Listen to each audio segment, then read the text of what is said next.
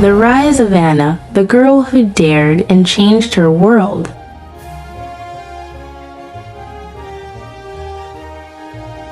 This story explores the life of Anna, a spirited young girl, born into a family that yearned for a male heir. Through resilience, determination, and a twist of fate, Anna proves the untapped potential and invaluable contributions of female children. Her journey is one of self-discovery, breaking barriers, and challenging age-old beliefs about the roles of women. The heart of Amandi, a city where tradition clashed with modernity. Anna was born and named that meant father's daughter, but she was not celebrated like her brothers.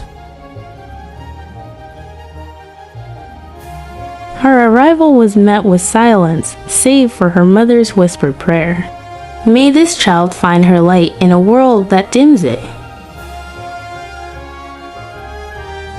Anna was not a child who would fit neatly into the traditional mold. The day she was born, her father had hoped for a son, someone who would carry on his name. Instead, Anna's birth brought disappointment.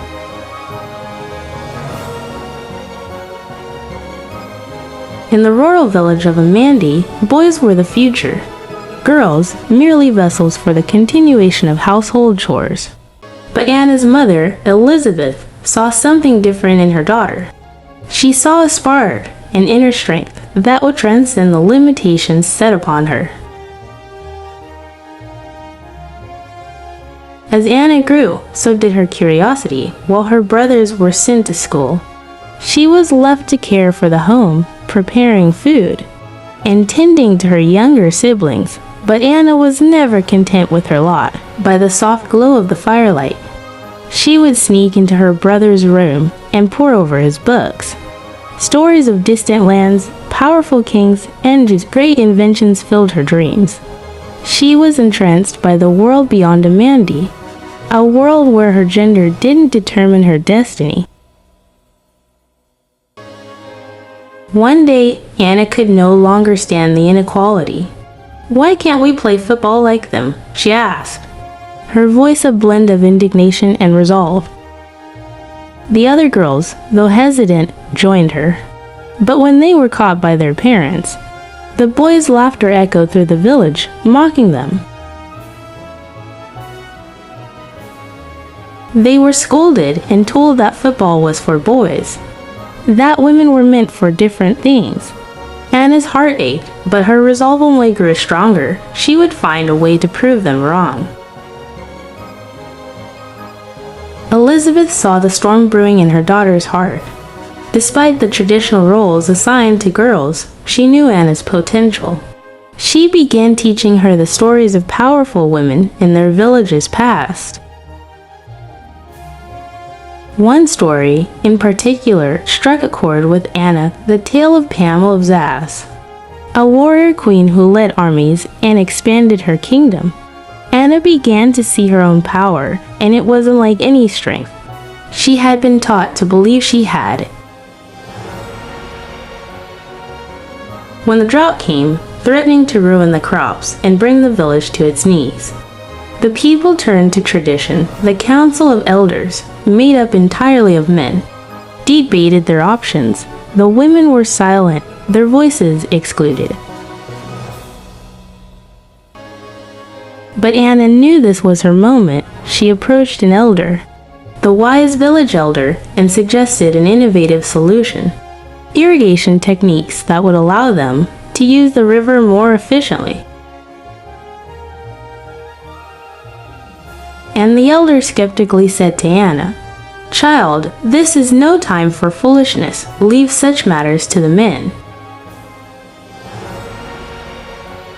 And Anna firmly said, "It is not foolishness, sir. It is survival.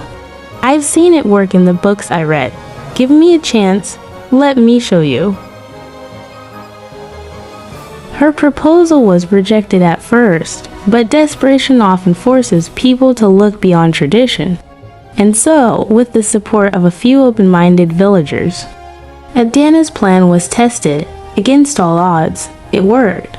The village's crops were saved, and the people were fed. Anna's victory became a turning point in Amandi.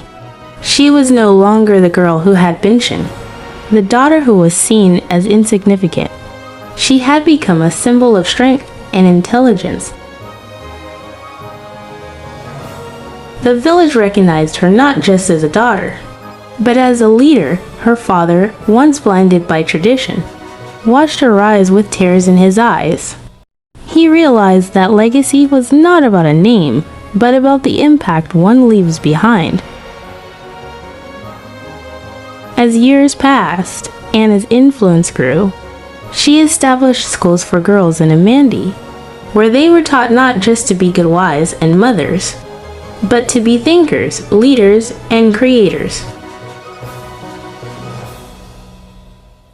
She had rewritten the story of her own life, and in doing so, she had given the gift of hope to countless other girls. The village of Amandi was no longer bound by old beliefs. It was a place where women and girls could thrive. Lessons. Anna's transformation shows that education is the key to unlocking potential, regardless of gender. Despite being dismissed and marginalized, Anna never gave up. She proved that persistence can break down even the strongest barriers. Anna's success was not achieved in isolation. Her mother's belief in her, and the elder who eventual supports, and the village's collective efforts played crucial roles.